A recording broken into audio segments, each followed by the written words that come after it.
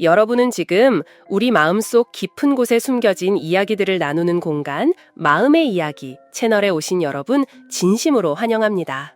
오늘 영상에서는 우리 각자의 마음속에 간직한 비밀스러운 고백들에 대해 이야기해 보려고 해요. 영상 끝까지 함께 해주세요. 분명 여러분을 깜짝 놀라게 할 이야기들이 기다리고 있을 테니까요. 어느덧 햇살이 망설임 없이 책장 위로 곧장 쏟아져 내리는 걸 보니 여름이 성큼 다가왔음을 느끼게 되네요. 혹시 여러분도 그런 소리를 들어보셨나요?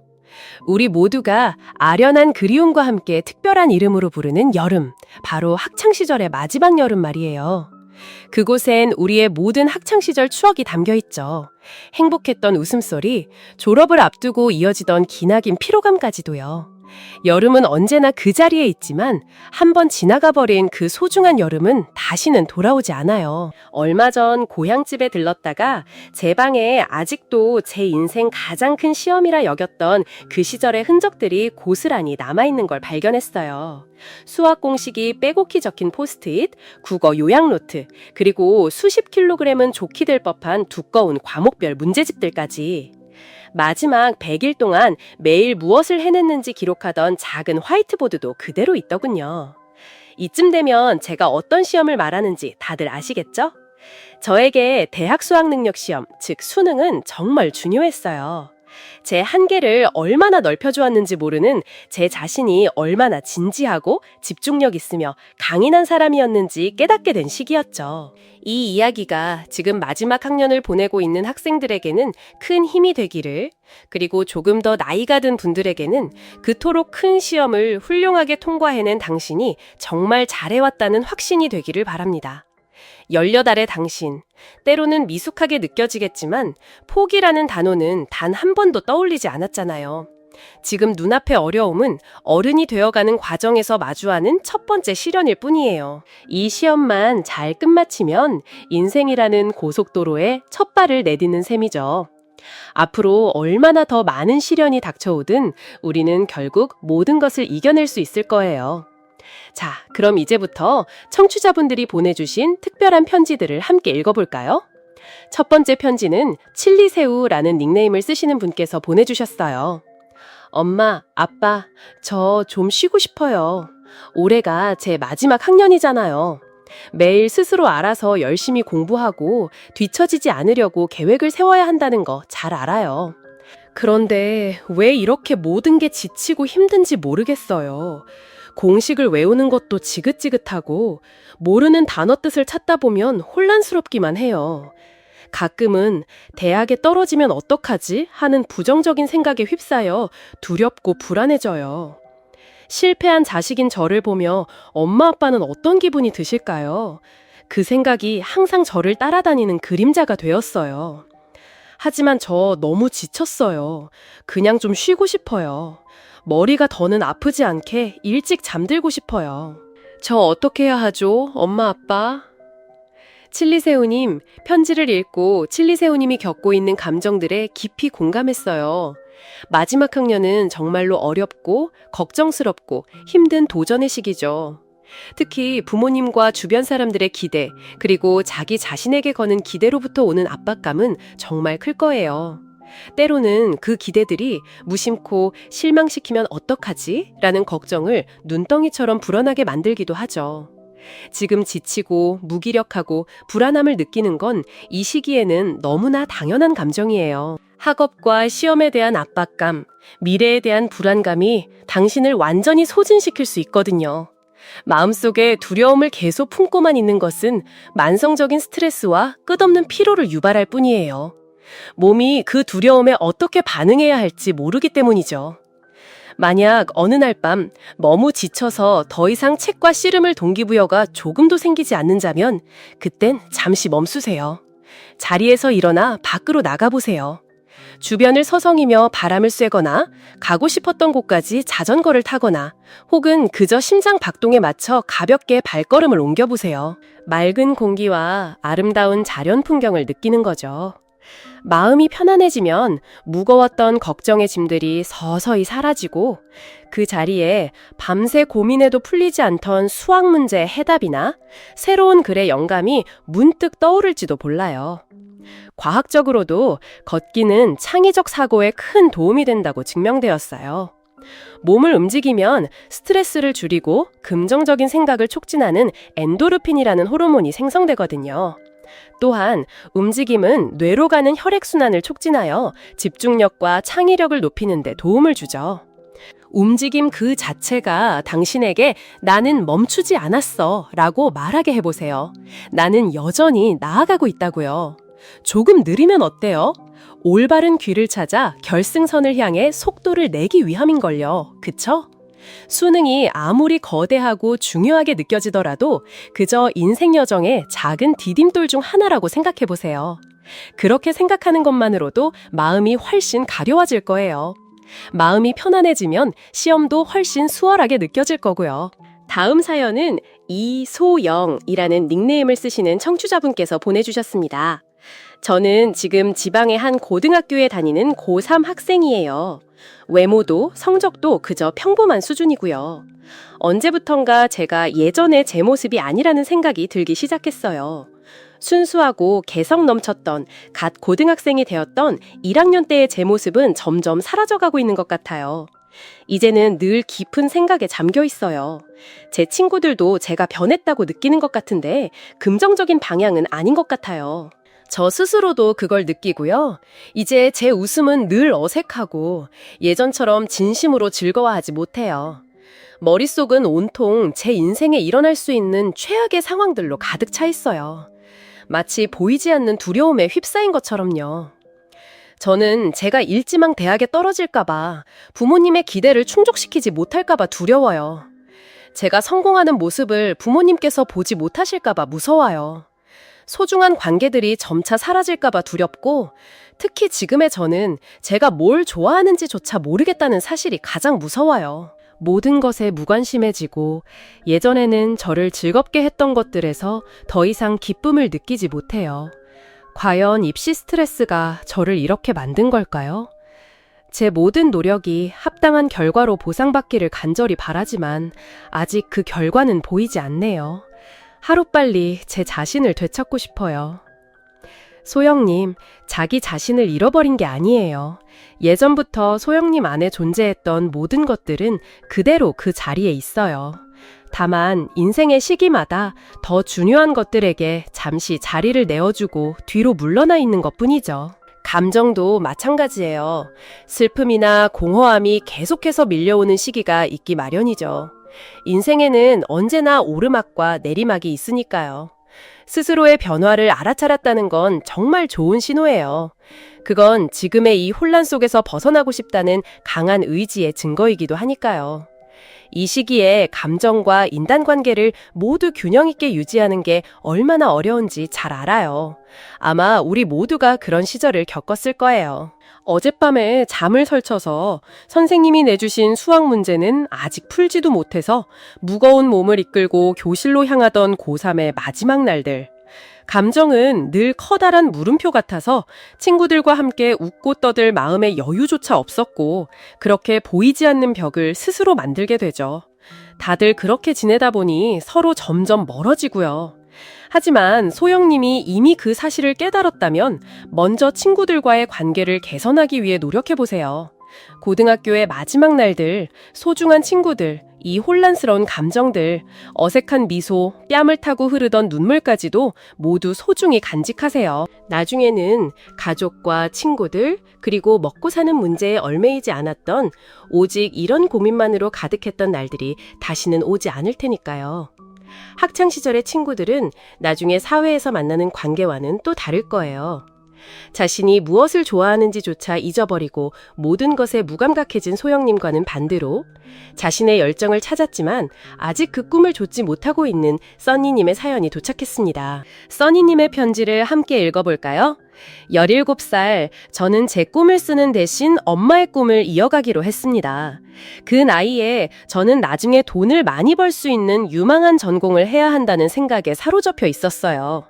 아마 그 생각과 돈의 힘이 제 열정을 갉아먹은 가장 큰 원인이었을 거예요. 수능을 앞두고 가족들과는 수없이 말다툼을 했지만 그 원인은 언제나 제가 선택한 전공에 대한 것이었어요. 그 당시 저에게 그림을 그려 제 인생을 다시 만드는 것은 제 심장 속에서 유일하게 활활 타오르는 강렬한 열정이었습니다. 그래서 저는 망설임 없이 그래픽 디자인과를 선택했어요. 온 가족이 싸구려에 별 볼 일 없다고 여기던 그 전공, 저희 오빠가 이름만 들어도 촌스럽다고 말했던 바로 그 전공을요. 저희 부모님은 늘 열정이 없으면 어떤 일이든 오래 할 수 없다고 말씀하셨어요. 하지만 정작 자신의 자식에게는 그 말과 정반대로 행동하셨죠. 부모님은 제 꿈을 매몰차게 반대하시고는 영문과에 진학하라고 강요하셨습니다. 모든 저항이 묵살당했을 때 꼭두각시 인형 같았던 저는 결국 모든 걸 포기하고 가족의 뜻을 따르기로 했습니다. 부모님은 저에게 정말 열심히 최선을 다해서 무조건 합격해야 한다고 압박하셨죠. 시골 출신이었기에 저는 남들보다 몇 배는 더 노력해야 한다는 걸 알고 있었습니다. 혼자 흐느껴 울며 공부하던 밤들이 셀 수 없이 많았고 어느 날 하나 편히 잠들지 못했습니다. 눈을 감으면 점수가 부족해서 떨어지는 끔찍한 상상만이 저를 괴롭혔으니까요. 그렇게 홀로 살을 내는 듯한 추위 속에서 수없이 많은 문제집을 풀었습니다. 무더운 여름이 다가올 무렵에는 아침부터 밤까지 학교와 학원으로 갔고 늦은 밤 집으로 돌아오는 길에는 머릿속이 텅 비어버린 듯 길 잃은 영혼처럼 멍하니 걷기만 했습니다. 시험을 일주일 앞두고는 매일 밤을 울며 지새웠어요. 시험에 떨어져 어른들의 질책을 받는 모습이 머릿속에서 떠나지 않았기 때문입니다. 그렇게 천근만근 무거운 어깨를 짊어지고 인생에서 가장 중요한 시험을 치렀습니다. 그리고 그 고통스러운 기다림은 성적이 발표되기까지 한 달 동안 계속되었습니다. 성적 발표일 저는 합격했습니다. 제 점수는 합격선보다 훨씬 높았죠. 그날은 제 인생에서 정말 가장 기쁜 날이었지만 너무 일찍 기뻐해버린 어리석은 아이의 착각이었습니다. 저는 정말 많이 노력했습니다. 정말 최선을 다했어요. 그저 가족에게서 따뜻한 격려 한마디를 듣고 싶었을 뿐인데 부모님은 오히려 차갑고 엄격한 목소리로 제가 진정으로 노력하지 않았고 의지가 부족했기 때문이라고 말씀하셨습니다. 도대체 어떻게 해야 인정을 받을 수 있는 걸까? 스스로에게 수없이 되물었습니다. 외부의 압박이 저를 삼켰다면 가족이라는 이름은 저를 남김없이 산산조각 냈습니다.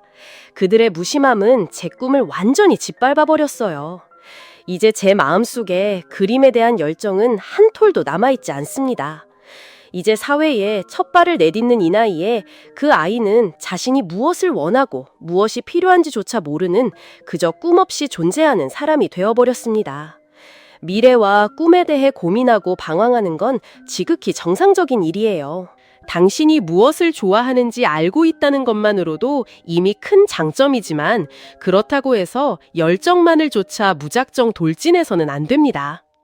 열정을 좇으면 성공은 따라온다는 익숙한 말이 큰 영감을 주기는 하지만 현실에서는 항상 들어맞는 말은 아니에요.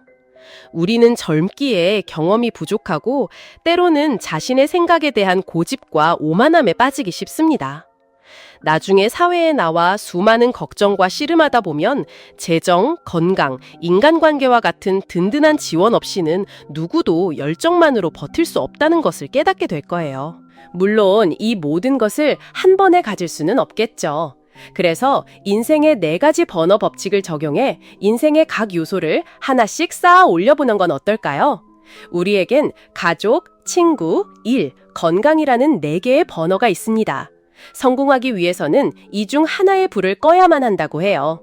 이는 인생의 균형이란 건 어쩌면 결코 완벽하게 이룰 수 없는 것일지도 모른다는 의미입니다. 하지만 이 방법을 통해 인생의 특정 단계에서 각 영역을 집중적으로 발전시켜 나갈 수 있을 거예요. 어느 순간 당신의 열정이 예전 같지 않다고 느껴져 불안해질 수도 있습니다. 만약 그렇다 해도 괜찮아요. 그건 그저 계절성 열정이었을 뿐이라고 생각하면 어떨까요? 용감하게 시도하고 경험해 보세요. 그러다 보면 언젠가 자신에게 가장 잘 맞는 길을 자연스럽게 찾게 될 겁니다. 그리고 기억하세요. 젊음은 배우고 탐험하고 시험해 볼 수 있는 시간이잖아요.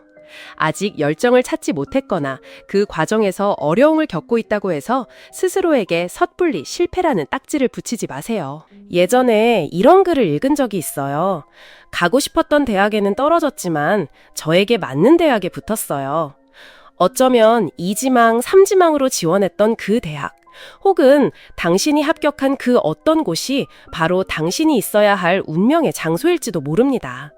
원서를 쓰던 그날 절대적으로 옳거나 그른 선택은 없었고 당신의 나이에 미래에 대한 확실한 것은 아무것도 없었을 거예요. 사실 모든 것은 일어나는 순간 이미 정해져 있었던 것일지도 모릅니다. 우리가 용감하게 마주하고 경험하고 자신에게 주어진 것들을 사랑하는 법을 배우기만 한다면요. 진정한 사랑은 결코 한쪽의 일방적인 노력만으로 이루어지지 않으니까요. 인생의 중요한 시험이나 큰 결정 앞에서 저도 당신처럼 무섭고 두려워요. 하지만 제가 정말 두려워하는 것은 아직 해보지 않은 일들입니다. 그러니 두렵다면 두려워하면서 그냥 하는 거예요. 계속 걸어봐봐야 길 끝에 빛이 있는지 알 수 있지 않겠어요? 캄캄한 밤 속에 길을 잃었다고 느낄 때조차 당신 자신이 바로 반짝이는 별이라는 사실을 믿어주세요. 스스로가 해낼 수 있다고 믿어주세요. 우리가 무언가에 온전한 믿음을 두고 스스로에게 그 목표를 계속 상기시킬 때 우리의 신경계는 자동적으로 끊임없는 명령을 형성하고 잠재된 모든 자원을 연결하여 마침내 우리가 원하는 결과를 얻어내게 됩니다. 바로 그 자신감이 의지를 만들고 그 의지가 우리의 성공을 결정하는 거니까요. 언젠가 이런 대화가 담긴 이미지를 본 적이 있어요. 누가 당신에게 상처를 줬나요? 제 기대감이요. 불안정한 청춘의 한가운데서 때로는 저 자신에 대한 혹은 제가 사랑하고 믿는 사람들에 대한 기대치를 채우지 못했다는 실망감에 깊이 빠지곤 했죠. 우리 모두는 자라서 누군가가 되고 싶어 하고 무언가를 성취하고 싶어 합니다. 하지만 바로 그 기대감이라는 것이 양날의 검과 같아서 앞으로 나아갈 동력을 주기도 하지만 때로는 우리를 깊은 실망의 늪에 빠뜨리기도 해요. 우리가 어리든 다 컸든 아직 학생이든 혹은 이미 독립한 성인이든 부모님의 기대는 더 이상 없을지 몰라도 자식으로서 부모님을 자랑스럽게 해드리고 싶다는 기대는 언제나 마음속에 남아있죠. 우리는 부모님께서 우리를 자랑스러워 하시길 바라지만 사실 모든 아버지, 어머니의 마음 깊은 곳에서는 그저 우리가 평안하고 행복한 삶을 살기만을 바라고 계실 거예요. 그러니 부디 여러분의 행복을 가장 중심에 두셨으면 좋겠어요. 그래야 지금 겪는 어려움과 시련이 한결 가벼워지고 그 무엇보다 더 가치 있게 느껴질 테니까요. 우리 모두는 행복해지기 위해, 더 행복해지기 위해, 그리고 평생 행복하기 위해 노력하고 있는 거니까요. 돌 속에 숨겨진 보석처럼, 진흙 속에서 피어나는 연꽃처럼 저절로 얻어지거나 하늘에서 뚝 떨어지는 행복은 없답니다. 오랜 시간 노력해온 당신의 목적지가 바로 눈앞에 있어요. 용감하게 한 걸음 더 내딛고 당신만의 행복을 꼭 찾아내시길 바라요. 우리가 헤어지기 전 이 순간을 함께 멈춰요. 학창 시절은 꿈처럼 빠르게 지나갔네요. 돌아보니 우린 너무 서툴렀어요. 울지 마, 친구야. 우린 이제 어른이 되어 각자의 새로운 길을 걷게 될 거야. 친구야, 오늘 마음의 이야기가 여러분의 마음에 작은 위로가 되었다면 좋아요와 구독으로 응원해주세요. 그리고 여러분의 소중한 사람들에게 이 영상을 공유해주시는 것도 잊지 마시고요. 여러분은 어떤 기대를 품고 살아가고 있나요? 여러분의 행복은 무엇인가요? 댓글을 통해 여러분의 마음속 깊은 이야기를 들려주세요. 저희가 함께 귀 기울여 듣겠습니다. 그럼 다음 영상에서 더 따뜻한 이야기로 다시 만나요. 감사합니다.